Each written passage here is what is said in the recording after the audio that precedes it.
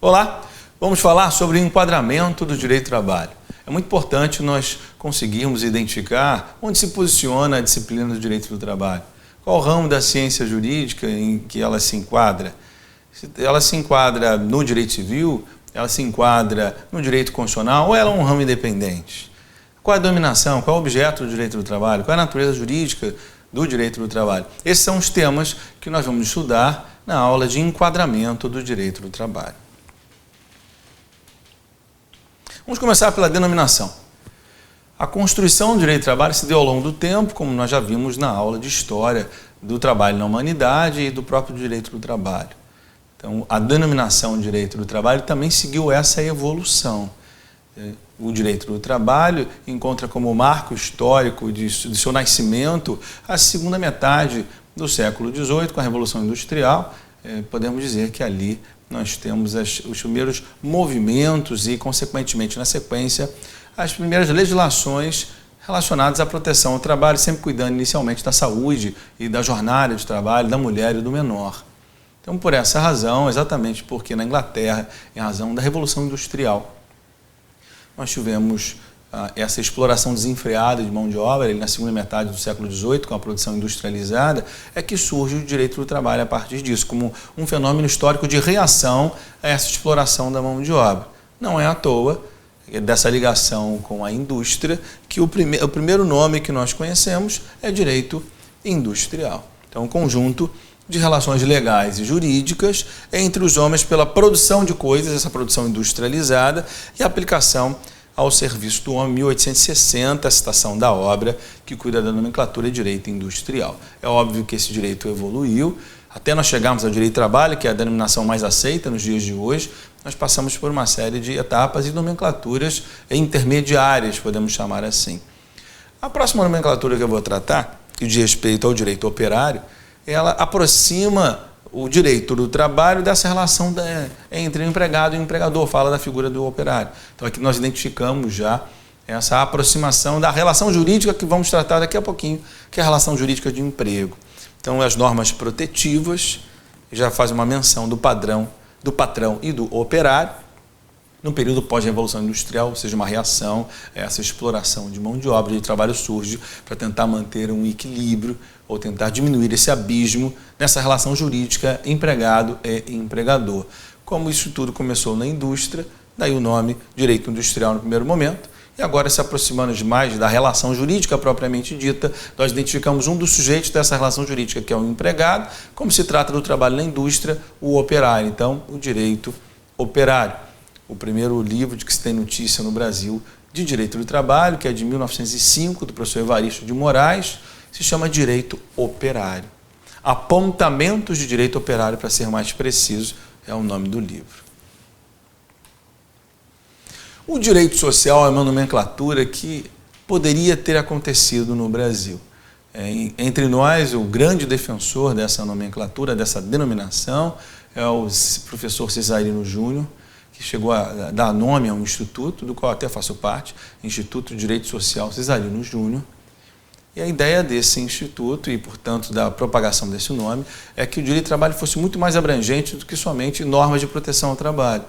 Então, normas de seguridade social estariam nesse objeto de estudo do direito do trabalho, com a nomenclatura, com o enquadramento de direito social. Então, a proteção à família, que a célula primeira da sociedade, não só a proteção ao trabalhador.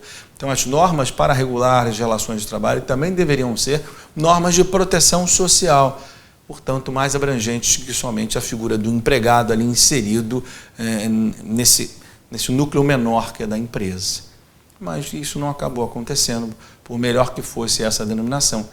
Isso envolveria, inclusive, normas de seguridade social, normas previdenciárias. E o direito do trabalho, ele se afastou do direito previdenciário, esse movimento da consolidação das leis do trabalho de 1943, que no primeiro momento era uma ideia de unir a legislação previdenciária e a legislação trabalhista, não deu certo, e por isso, mais uma vez, se enfraqueceu esse nome direito social. O professor Cesarino Júnior, 1957, é o complexo de princípios e leis imperativas, cujo objetivo imediato é, tendo em vista o bem comum, auxiliar e satisfazer convenientemente as necessidades vitais próprias e, deixa eu marcar isso aqui, e de suas famílias, as pessoas físicas, para tanto, dependentes de seu trabalho. Objeto bem mais abrangente do que somente regular a relação jurídica de emprego. O direito do trabalho como direito social acabou não prevalecendo, não é a tese majoritária. Finalmente, a tese majoritária, que é o direito do trabalho, que inclusive tem menção na Constituição da República. O artigo 22 da Constituição, no seu inciso 1º, cuida da competência da União para legislar sobre o direito do trabalho. Quando nós abrimos a CLT no estudo inicial do contrato de trabalho, começa no artigo 442, eu tenho ali contrato de trabalho. Então, a nomenclatura que acabou prevalecendo é a nomenclatura de direito do trabalho, inclusive abraçada pela Constituição da República, inciso 1º do artigo 22 da Constituição da República Federativa do Brasil. Percebam aqui que nós estamos frente a um estudo cujo nome, a nomenclatura, é muito mais abrangente do que o próprio objeto do estudo. O nome direito do trabalho passa uma falsa ideia de que qualquer relação jurídica que envolva atividade humana, ou seja, o trabalho eventual, o trabalho avulso, o trabalho autônomo, seria objeto de estudo do direito do trabalho, mas não é. O objeto do estudo do direito do trabalho, como veremos daqui a pouquinho, é somente o trabalho subordinado. Então, esse nome tem essa crítica de ser abrangente demais, né? Passa uma falsa impressão de que qualquer trabalho, qualquer atividade humana é estudado pelo direito do trabalho, o que não é o caso. Mas esse é o nome que foi consagrado, esse é o nome que é aplicado em todos os livros. O meu curso se chama Curso de Direito do Trabalho. O professor Maurício Codinho Delgado tem um curso de Direito do Trabalho. Orlando Gomes e Elcio Gottschalk, curso de Direito do Trabalho. Luciano Martinez, curso de Direito do Trabalho, ou simplesmente Direito do Trabalho. Vória Bonfim, Direito do Trabalho. Então, essa foi a nomenclatura que se propagou e que é a mais utilizada nos meios jurídicos e, inclusive, pela própria Constituição da República. Qual é a natureza jurídica do direito do trabalho? Eu coloquei aqui já as teses em conflito, para que vocês possam entender o que nós vamos estudar a partir daqui, né? Então, o direito do trabalho está no direito público ou está no direito privado, né? Aqueles que entendem que o direito do trabalho está no direito público falam que a quantidade de normas de intervenção nessa relação jurídica de emprego, que é uma relação de direito privado, transferiria o direito do trabalho para o direito público. E os que diziam o contrário falam assim, não, na verdade, o direito de família, por exemplo, tem uma série de normas de intervenção, e nem por isso o direito de família deixa de ser um ramo do direito privado. Então, isso é o que nós vamos chamar de teoria dos interesses. Porque, segundo a teoria dos interesses, e é essa que prevalece, vou até marcar aqui, ela não está em primeiro lugar, não é à toa. Segundo a teoria de interesses, o que define se o ramo é direito público ou direito privado, nessa dicotomia que vem desde o direito romano, que hoje já não atende tanto à nossa realidade, mas ainda utilizamos essa dicotomia, é o interesse jurídico que prevalece na relação jurídica. O interesse que prevalece é o interesse privado, né? É o interesse do empregado.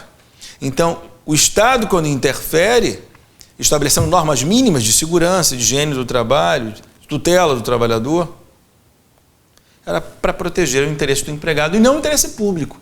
Então, segundo a teoria dos interesses, o direito do trabalho é um ramo do direito público, o direito do trabalho é um ramo do direito privado,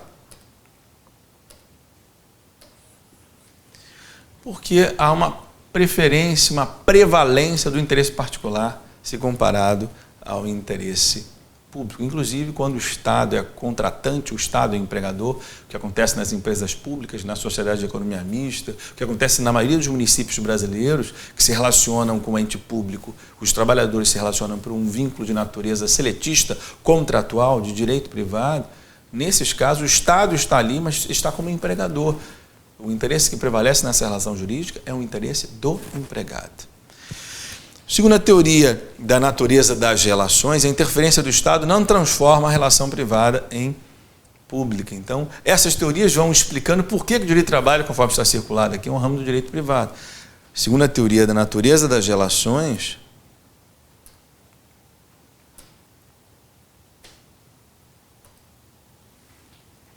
a interferência do Estado, disciplinando normas mínimas de tutela do trabalho, que nós convencionamos chamar de contrato mínimo legal, são regras inscritas na CLT, em legislações esparsas, que aderem automaticamente ao contrato de trabalho.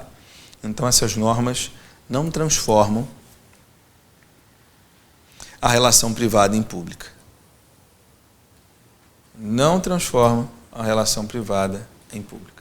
Segundo a teoria da natureza dos sujeitos, que eu acabei de discorrer aqui indiretamente, o Estado não participa da relação jurídica entre empregado e empregador. O Estado cria, quer dizer, recepciona algumas regras, fontes autônomas como convenção e acordo coletivo, e cria a grande maioria das regras de proteção, são oriundas do Estado, são normas estatais, de fonte estatal. Essas regras, elas dizem respeito à tutela do trabalhador e o Estado não estaria presente na relação jurídica. E mesmo quando o Estado está presente na relação jurídica, isso não contraria a teoria da natureza jurídica dos sujeitos, o Estado não está como Estado. Ele não está praticando atos de império, ius imperi. Ele está praticando atos de negócio, atos de gestão. Assim como quando o Estado contrata a locação de um imóvel, o Estado, quando contrata empregados, pratica atos de negócio, atos de gestão, não está presente com ius imperi, como se o Estado fosse com poder de império. E por essa razão, a gente mantém relação no campo do direito privado. Então, o que prevalece é que o direito do trabalho é dentro dessa dicotomia entre público e privado, que nos acompanha desde o direito romano, ainda que tem ali uma interferência, um intermédio que faz com que alguns autores até opinem como direito do trabalho como um terceiro gênero. Nós estamos com o direito do trabalho dentro do direito privado. Como eu disse, existem alguns autores que tentam identificar que é muito difícil essa divisão entre público e privado. Essa interferência é tão intensa do direito do trabalho, até com regras de fiscalização no campo do direito administrativo, com imposição, que vamos chamar aqui de dirigismo contratual, com imposição de cláusulas contratuais mínimas que definem o dirigismo contratual. O Estado não admite que o empregado se manifeste voluntariamente abaixo de determinados mínimos, abaixo dos quais o empregado se submete a um patamar civilizatório desumano. Então, isso tudo faz com que o direito do trabalho não possa se enquadrar, não é a posição majoritária, mas é uma opinião muito importante na classificação da natureza jurídica. Então, é um ramo que é um direito que é chamado de direito unitário, porque não há como distinguir o que é o público e o que é o privado. Então, eu coloquei aqui aspas para o professor Maurício Godinho Delgado, que ele traduz, na verdade, a opinião que entre nós foi consagrada por instituições de direito do trabalho do professor Arnaldo Sequinde, onde se lê: a concepção unitária mais correta do ponto de vista científico integra-se naturalmente ao debate sobre a classificação do ramo laboral no direito público, privado ou social, que já falamos sobre o direito social, que abrange inclusive os dependentes do empregado.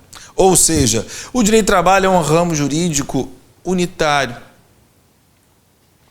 que se enquadra no campo do direito privado, posição hegemônica.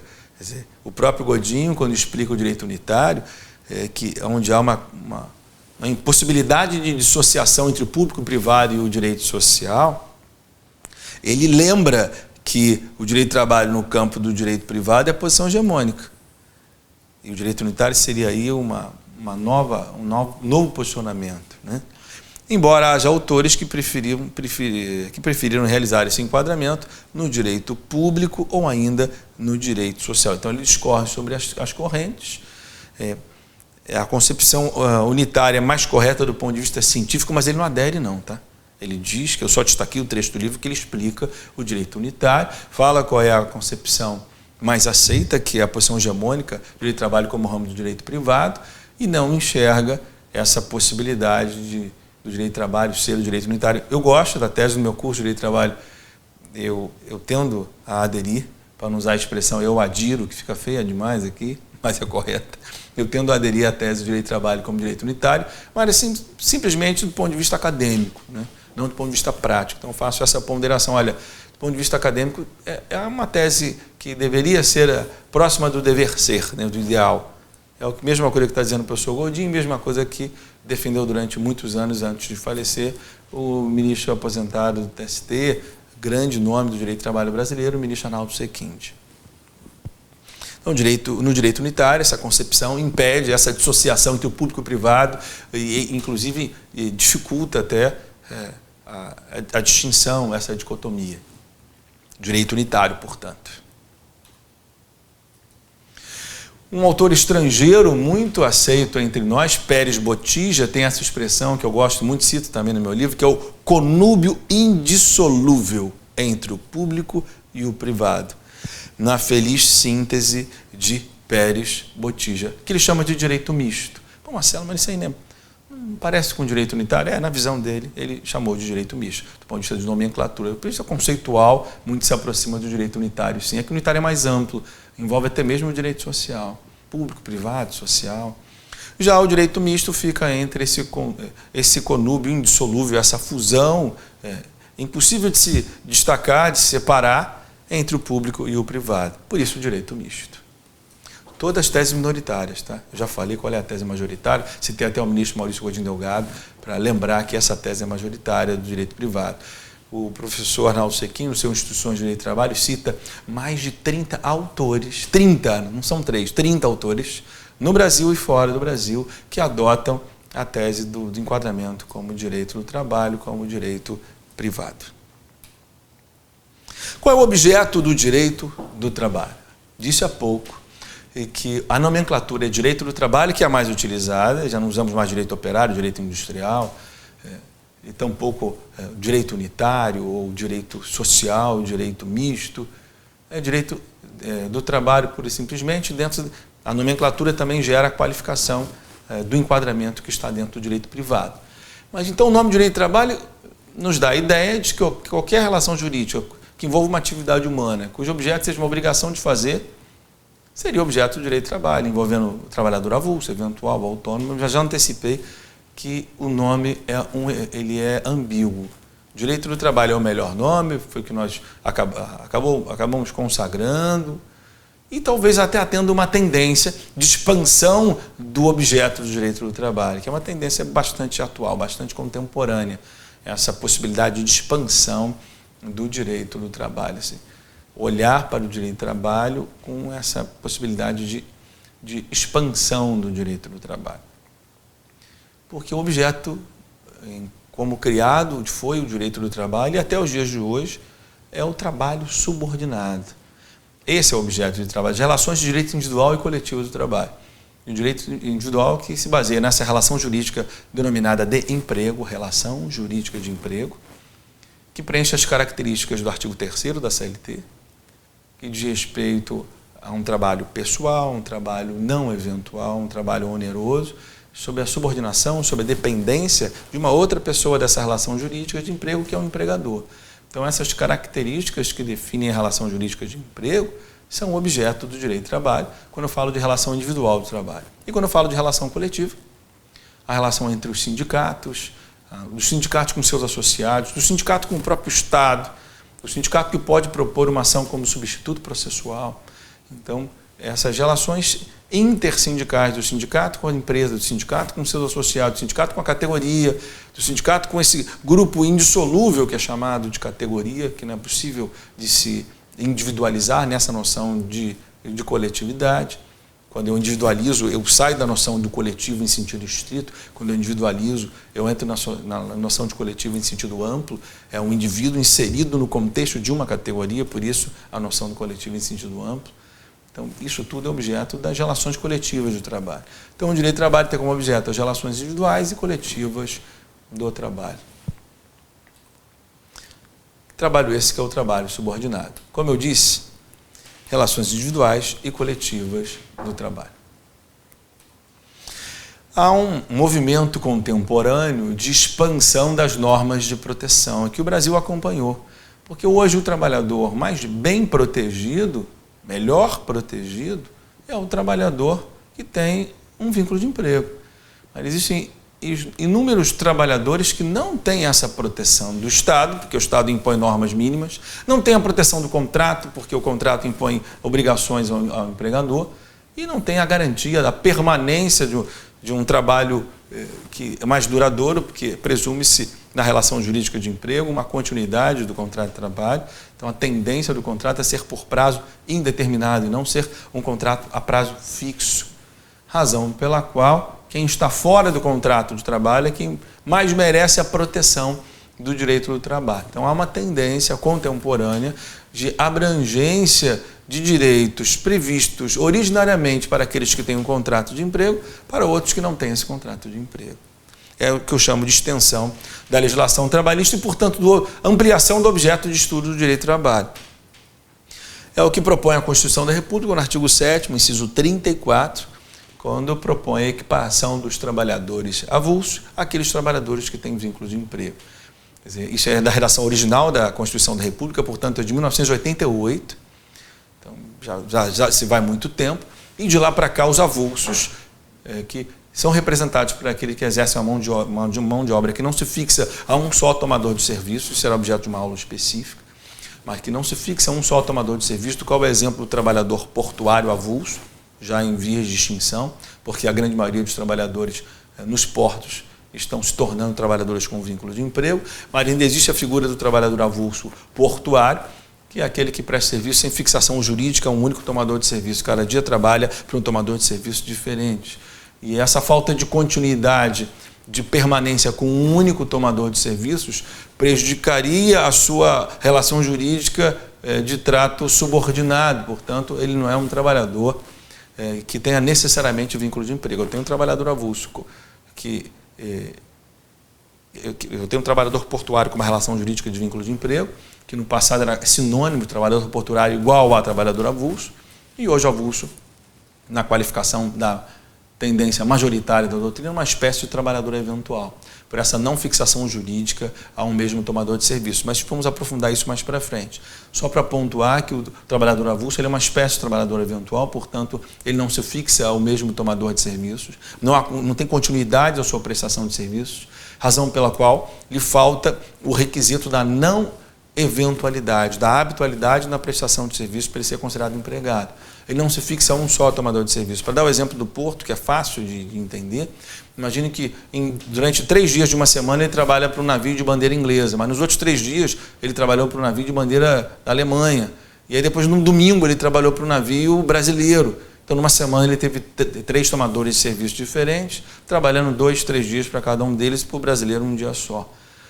Então, o que a Constituição propõe é uma série de extensão de direitos que vem acontecendo ao longo do tempo, do trabalhador empregado para o trabalhador avulso. É um exemplo dessa expansão do objeto do direito do trabalho, previsto no artigo 7º, inciso 34 da Constituição da República, para o avulso.